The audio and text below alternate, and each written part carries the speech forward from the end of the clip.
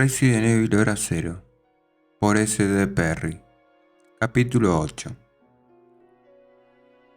Rebecca entró en el conducto de ventilación sin hacer caso de las capas de polvo y las telarañas que se le pegaban en el pelo y la ropa, y tampoco de la claustrofóbica sensación a tener tan próximas las delgadas paredes de metal.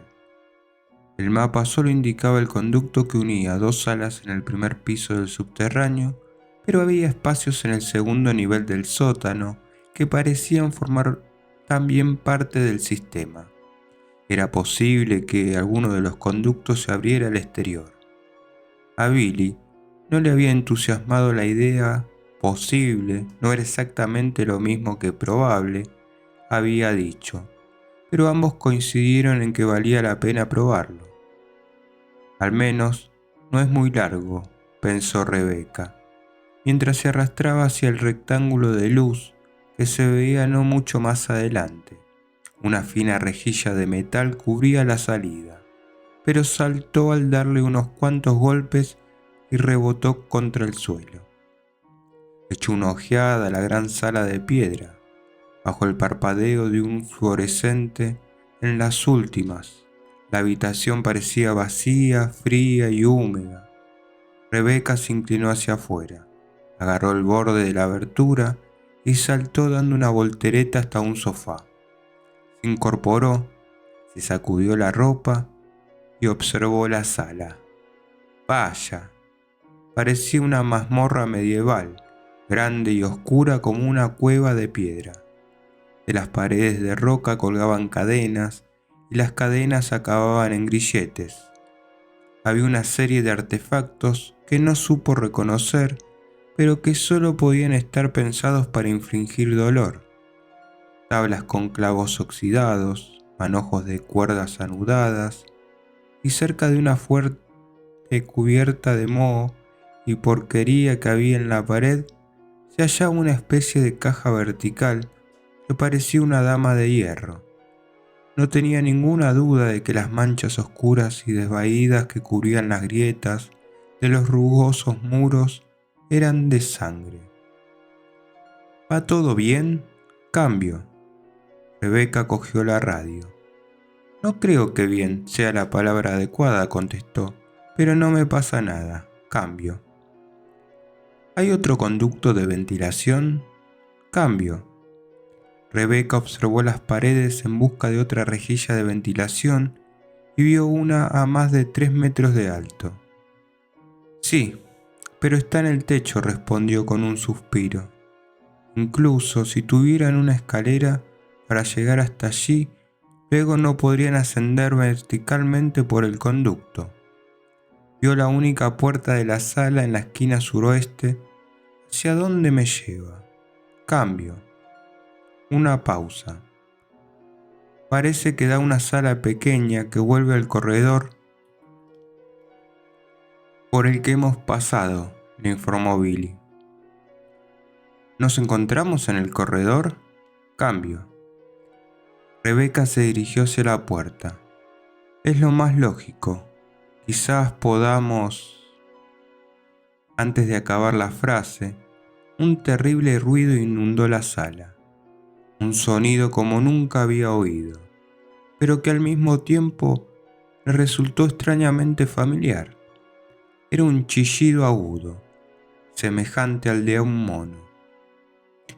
Eso es, el aria de los primates en el zoo, que reverberaba en el cavernoso lugar y que provenía de todas y ninguna parte a la vez. Rebecca alzó la mirada justo a tiempo de ver una criatura pálida y de largos miembros que la observaba desde el conducto de ventilación del techo. La criatura mostró los dientes grandes y afilados, mientras que parecía querer agarrar el aire ante su pecho musculoso con ágiles dedos y seguía chillando de una forma espantosa. Antes de que Rebecca pudiera dar un paso, la criatura saltó desde el conducto del ventilador hasta la pared, rebotó en ella y aterrizó en posición agachada sobre una pila de maderas que había en el centro de la habitación. La miró con una mueca que dejaba al descubierto sus dientes amarillentos. Era como un babuino con pelo corto y blanco, excepto por los grandes desgarrones en el pelaje, por donde se veían brillantes trozos de denso músculo rojo. No parecía que lo hubieran atacado, sino que era como si los músculos hubieran desgarrado la piel al haber crecido demasiado para que ésta los pudiera cubrir. Las manos eran demasiado grandes y las uñas demasiado largas, y la criatura las arrastraba dejando marcas sobre el suelo de piedra mientras se acercaba a Rebeca desde la pila de maderas con una sonrisa maliciosa en su rostro, contorsionado. Despacio. Rebeca cogió lentamente el arma que le colgaba de la cadera, tan asustada como lo había estado durante toda la noche. Los babuinos normales eran capaces de hacer trizas a una persona, y este en concreto tenía la pinta de estar infectado. El babuino se acercó más, y Rebeca oyó al menos 2 voces más comenzando a chillar desde arriba. El ruido fue aumentando al irse aproximando más animales enfermos. Al primero ya lo tenía lo suficientemente cerca como para poder olerlo. El cálido y almizclado olor de la orina, las heces, la brutalidad y, por encima de todo, la infección. «Rebeca, ¿qué está pasando?». Aún tenía la radio en la mano izquierda. Apretó el botón temiendo hablar, pero aún temiendo más que los gritos de Billy incitaran a la criatura a atacarla.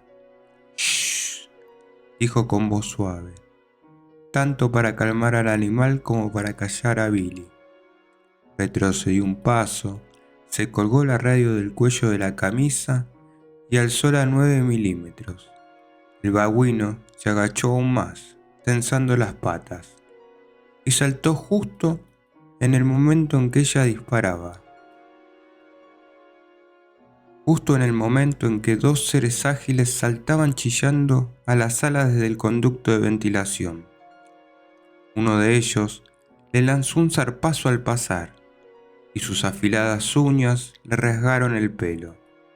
Al esquivar el ataque, se alejó de su atacante, pero también perdió el equilibrio y el tiro dio en la pared. Todos cayeron sobre la pila de maderas, y entonces el suelo se hundió. No había habido novedades. El extraño joven, fuera quien fuese, y Wesker tenían sus sospechas que se reservaba para sí, no había vuelto a aparecer, como tampoco la imagen de James Marcus.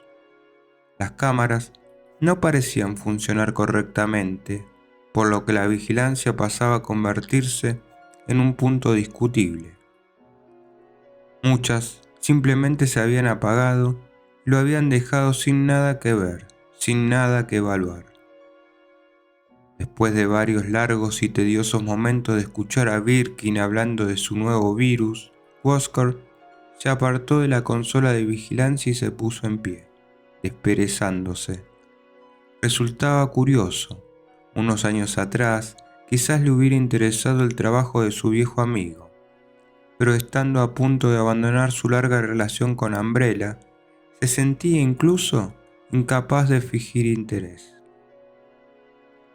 «Bueno, ha sido un día largo», dijo Wesker, interrumpiendo el obsesivo monólogo de William cuando éste se detuvo a respirar. «Me marcho». Birkin se lo quedó mirando. Su rostro pálido y angustiado resultaba fantasmal bajo la luz blanquecina de las pantallas. «¿Qué? ¿A dónde vas?» «A casa. Aquí no podemos hacer nada más». «Pero... dijiste... ¿Y qué pasa con la limpieza?». Wesker se encogió de hombros.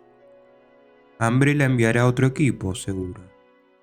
Pensaba que ocultar la infección era lo más importante.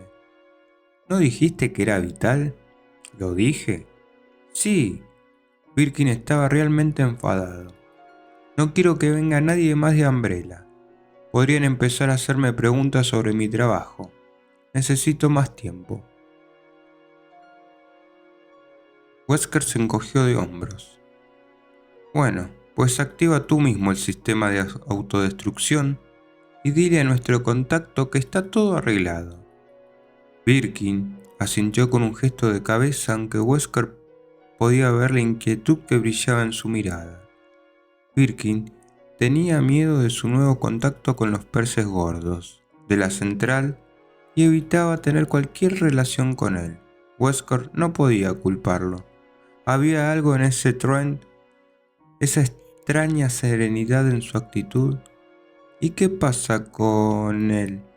Birkin hizo un gesto con la cabeza hacia las pantallas. Wesker también sintió una punzada de inquietud, pero su expresión se mantuvo imperturbable. Un fanático resentido. Se le dan muy bien los trucos de video. Pero supongo que arderá como cualquier otro. El propio Wesker no acababa de creerse eso, pero no estaba interesado en resolver este misterio. No era el detective de alguna novela barata de conspiraciones, guiado por la necesidad de llegar al fondo del asunto.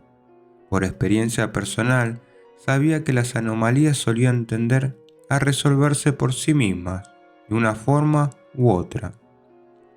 Si saliera de aquí algo sobre lo que realmente le pasó al Dr. Marcus, no saldrá, afirmó Wesker. Birkin se negaba a ceder. Pero, ¿y la mansión Spencer y los centros que hay allí? Déjame eso a mí, repuso Wesker. Y Umbrella quiere datos de combate, y se los voy a dar. Llevaré a los Star allí dentro, a ver cómo gente con auténtico entrenamiento se enfrenta a las armas bioorgánicas. Sonrió mientras pensaba en el talento del equipo Alpha, el forzudo Barry, la puntería infalible de Chris, Jill y su ecléctica educación por ser la hija de un ladrón sin igual. Sería un enfrentamiento de lo más interesante. Después de ver a Rebecca Chambers en el centro, resultaba evidente que algún imprevisto le había ocurrido al equipo de Enrico. Wesker podría aprovecharse de ello. Llevaría a los alfas a buscar a los hombres del otro equipo. Incluso, si los bravos han conseguido regresar por sí solos a la civilización, aún quedará Rebecca. La joven era brillante, pero el cerebro no valía lo mismo que la experiencia en combate. De hecho, lo más seguro era que ella estuviera muerta. Salieron de la sala de control, Wesker se dirigió hacia el vestíbulo y Birkin correteó detrás para mantenerse a su altura. Se aproximaron al ascensor que seguía abierto desde la llegada de Wesker y este se metió dentro. Birkin se lo quedó mirando. Bajo la luz más brillante del pasillo, Wesker se fijó en la expresión de locura que marcaba el rostro del científico. Unas grandes ojeras oscuras le rodeaban los ojos y tenía un tic en la comisura de la boca. Wesker se preguntó vagamente si Annette había notado el descenso de su marido a los profundos pozos de la paranoia y decidió que probablemente no. Esa mujer estaba ciega a todo excepto a la grandeza del trabajo de su marido. Una desgracia para su hija, tener unos padres semejantes. Activaré la secuencia de destrucción, dijo Birkin. Prográmala para mañana, repuso Wesker con una sonrisa. El amanecer de un nuevo día. Las puertas se cerraron frente a la decidida expresión de Birkin, una mirada de resolución en el rostro de una oveja. La sonrisa de Wesker se hizo más amplia y se sintió exultante al pensar en lo que iba a suceder. Todo estaba a punto de cambiar para todos ellos. ¡Billy! ¡Socorro! Billy había comenzado a correr en cuanto oyó los chillidos de animales y los golpes, y ya estaba en el corredor cuando el aterrado grito de Rebecca crepitó en la radio. Corrió más deprisa mientras se metía los mapas en el bolsillo trasero, con el arma en la mano y maldiciéndose por dejarla ir por el conducto de la ventilación. Allí, ante él, estaba la puerta, no muy lejos del cuerpo de una de las arañas gigantes. Se lanzó contra ella y la empujó con el hombro mientras accionaba el picaporte.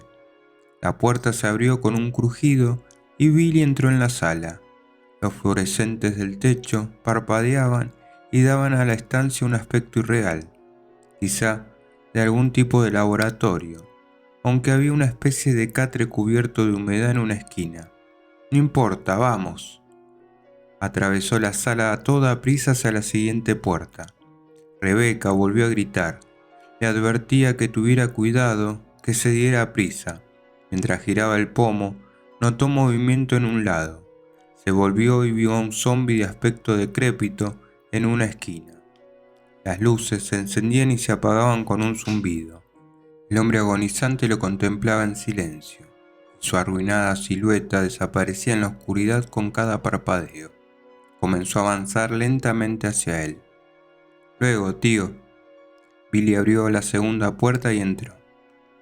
Casi inmediatamente algo saltó sobre él, chillando.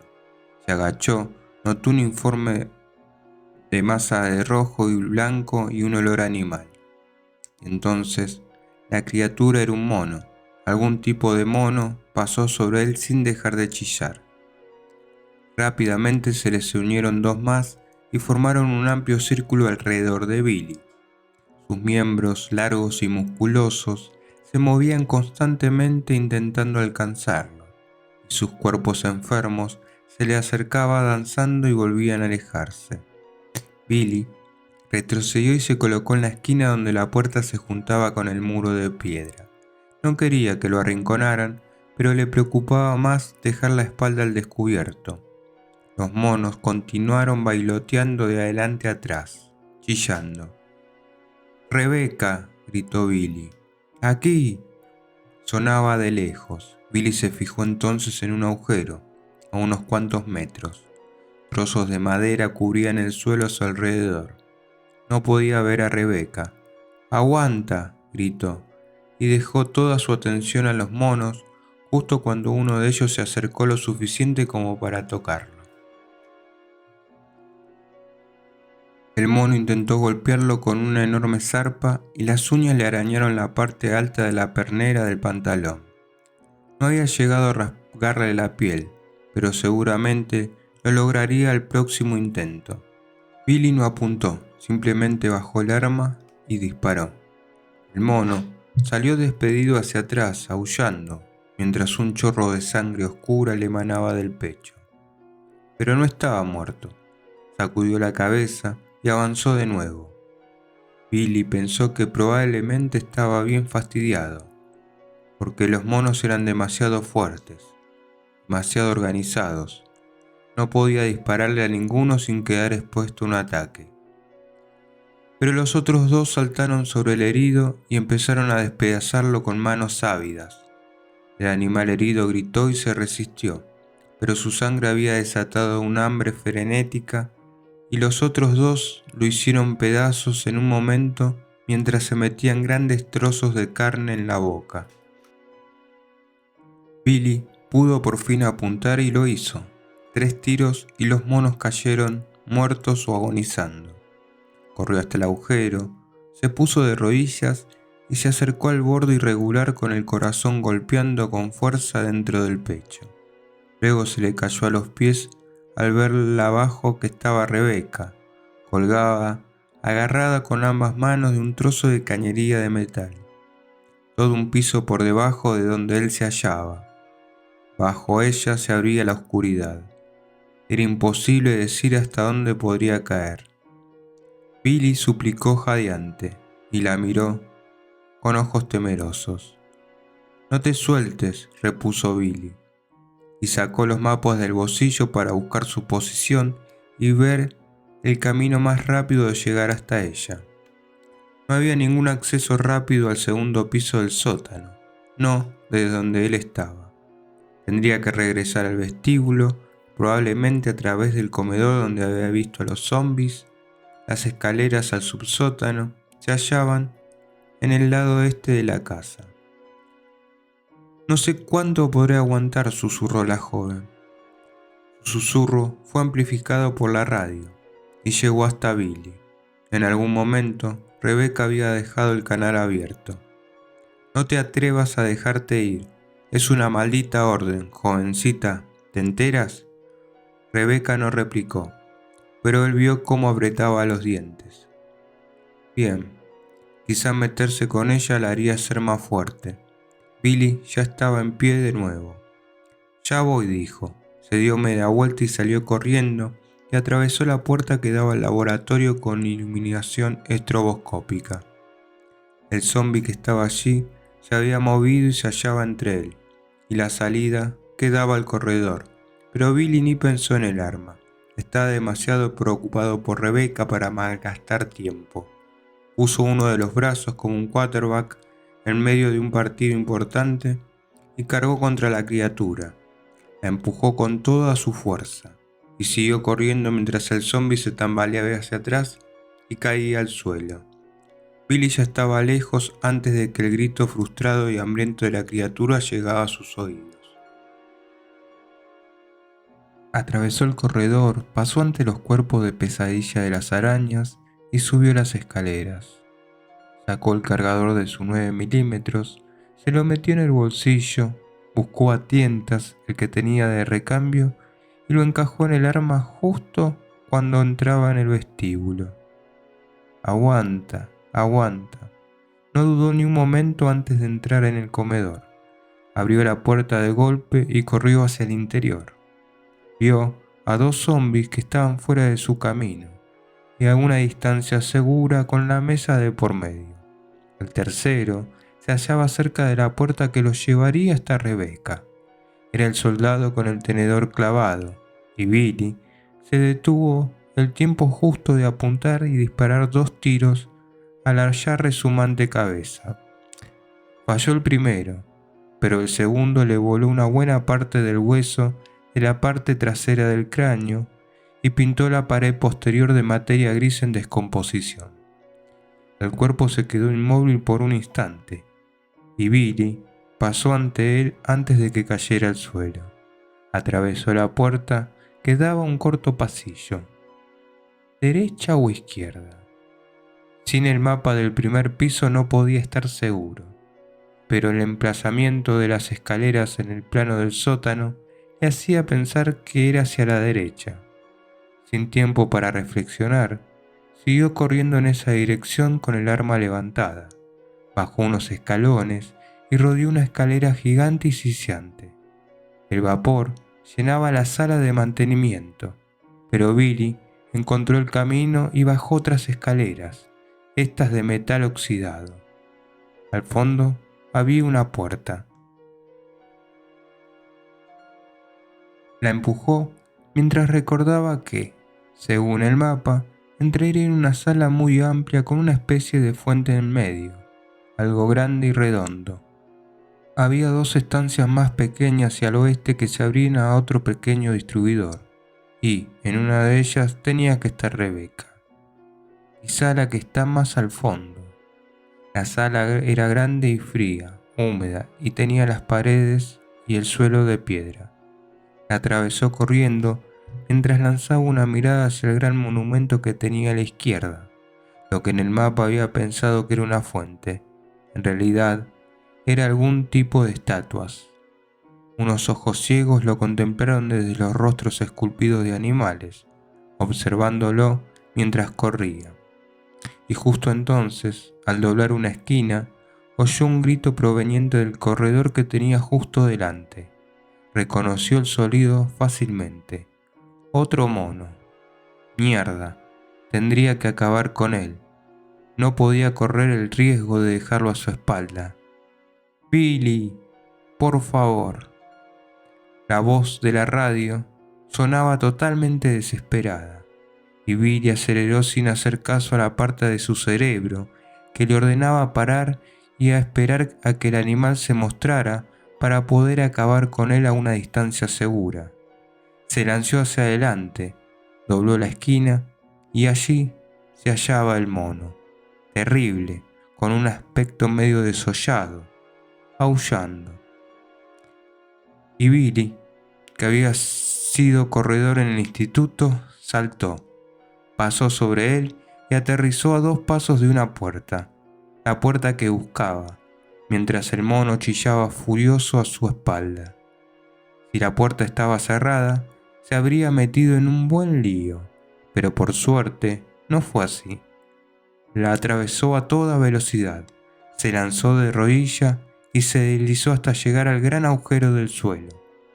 Rebecca estaba allí, aún estaba allí, agarrando Jazz con una sola mano, y Billy vio que se le estaba resbalando. Tiró su arma y alargó el brazo. La agarró por la muñeca justo cuando los dedos de la joven perdían su aguante. «Te tengo», exclamó jadeante. «Te tengo». Rebecca comenzó a llorar mientras él se echaba hacia atrás y la sacaba del agujero. Billy sintió una satisfacción que casi había olvidado que existía después de todos esos meses en la cárcel, la de saber simplemente y con seguridad que había hecho lo correcto y lo había hecho bien. Billy la sacó del agujero, usando su cuerpo como contrapeso, y casi la puso encima de él en una especie de tosco abrazo. En vez de apartarse, Rebecca dejó que la sujetase durante un momento, incapaz de contener las lágrimas de gratitud y de alivio. Billy pareció entender lo que ella necesitaba y la abrazó con fuerza. Había estado tan segura de que se iba a caer, a morir, perdida y olvidada en algún sótano hediondo, su cuerpo devorado por animales infectados. Pasado un momento, rodó a un lado mientras se secaba el rostro con una mano temblorosa. Ambos se sentaron en el suelo, y Billy contempló los tristes muros de roca de otra cámara del sótano, sin nada que la diferenciase de las demás. Rebecca observó a Billy. Cuando el silencio se prolongó demasiado, la joven le puso la mano en el brazo. «Gracias», dijo, «me has salvado la vida». Otra vez. Él la miró un instante y luego apartó la vista. «Bueno, sí, ya sabes que tenemos esa especie de tregua». «Sí, lo sé», repuso ella, «y también sé que no eres un asesino, Billy. ¿Por qué te llevaron a Ragington? ¿Es cierto que tuviste algo que ver con esas muertes?» Billy la miró a los ojos. «Podría decir que sí», contestó. «Al menos estaba allí. Estaba allí». Eso no era lo mismo que decir que había matado a alguien. «No creo que mataras a tu escolta antes. Creo que fue una de esas criaturas y que tú tan solo saliste corriendo», insistió Rebecca. «Y aunque no hace mucho que te conozco, tampoco creo que asesinaras a 23 personas». «No importa», replicó Billy, mirándose las botas. «La gente cree lo que quiere creer». «Me importa a mí», afirmó Rebecca suavemente. «No voy a juzgarte, solo quiero saberlo. ¿Qué pasó?» Billy seguía mirándose las botas, pero su mirada parecía perdida, como si contemplara otro tiempo y otro lugar. «El año pasado enviaron a mi unidad a África para intervenir en una guerra civil», le explicó. «Ya sabes, alto secreto, ninguna interferencia de Estados Unidos, esas cosas. Se suponía que debíamos arrasar la guardia de una guerrilla. Era en pleno verano, cuando el calor arrecía más, y nos soltaron bastante lejos de la zona donde debíamos atacar, en medio de una densa jungla. Tuvimos que avanzar como pudimos». Se quedó en silencio unos instantes mientras cogía las chapas de identificación y las apretaba con fuerza. «El calor acabó con la mitad de nosotros. El enemigo hizo el resto. Nos fue pillando uno a uno. Cuando llegamos a donde se suponía que se hallaba la guarida, solo quedábamos 4. Estábamos agotados, medios locos, enfermos de calor, enfermos de puro abatimiento. Supongo, al ir viendo morir a nuestros compañeros. Así que cuando llegamos a las coordenadas del objetivo, estábamos a punto para volarlos a todos por los aires. Como para hacer que alguien lo pagara, ¿sabes? por toda esa enfermedad, solo que no había ninguna guarida. El chivatazo no era bueno. Resultó ser un tranquilo pueblecito, un puñado de granjeros, familias, viejos, niños. Rebeca hizo un gesto de asentimiento, animándolo a seguir, pero se le estaba formando un nudo en el estómago. El final de la historia era inevitable. Podía ver a dónde iba a parar y no resultaba nada agradable. El jefe del grupo nos dijo que los reuniéramos y así lo hicimos, continuó Billy. Y luego nos dijo que le quebró la voz, alargó la mano, recogió la pistola del suelo y se la metió en el cinturón, casi con tanta rabia como con la que se levantó y se dirigió hacia la salida. Rebeca también se puso en pie. ¿Lo hiciste?, preguntó. ¿Los mataste? Billy se volvió hacia ella con una mueca en los labios. ¿Y qué si te lo digo? ¿Me juzgarás?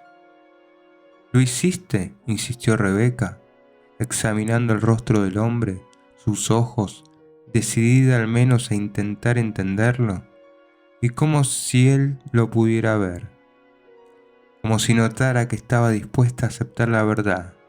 La miró durante un momento, luego negó con la cabeza. Intenté detenerlos, lo intenté, pero me golpearon.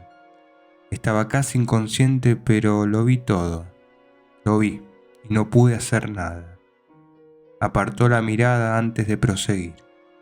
Cuando todo hubo acabado, cuando nos recogieron, fue su palabra contra la mía. Hubo un juicio, una sentencia y bueno, entonces pasó esto. Abrió los brazos, abarcando lo que los rodeaba. Así que si salimos de aquí, también estoy muerto. Eso, o correr y no parar. Sus palabras sonaban ciertas. Si mentía, entonces se merecía un Oscar. Y Rebeca no creía que estuviera mintiendo. Intentó pensar en algo que decir, algo que lo animara, que de alguna manera hiciera las cosas mejores, pero no se le ocurrió nada. Él tenía razón respecto a sus opciones. ¡Hey!, exclamó él, mirando algo por encima del hombro de Rebeca. «Mira eso». Rebeca se volvió mientras él avanzaba. Y una pila de piezas de metal apoyadas contra la pared del fondo y, medio escondida entre ellas, lo que parecía ser una escopeta. «¿Es lo que creo?», preguntó. Billy cogió el arma y sonrió mientras la abría y la comprobaba. «Sí, señora, sin duda lo es». «¿Está cargada?». «No, pero me quedan unos cartuchos del tren. Es del calibre 12». Sonrió de nuevo. «Las cosas mejoran. Quizá no consigamos salir, pero hay un mono en el corredor que está pidiendo probar esta maravilla». «Lo cierto es que creo que se trata de un babuino», repuso ella, y se sorprendió al encontrarse sonriendo también. A ambos se les escapó la risa por la absoluta futilidad de su corrección.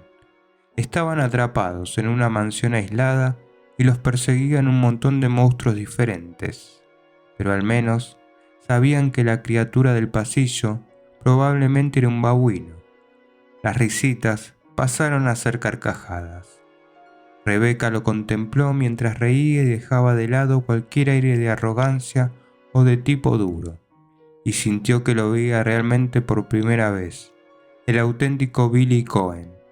En ese momento, se dio cuenta de que había fallado totalmente en su primera misión. Él era tanto su prisionera como ella lo era de él. Suponiendo que sobrevivieran, si él se escapaba, ella no sería capaz de detenerlo. «Vaya con tu carrera en defensa de la ley», y esa idea la hizo reír con más ganas aún.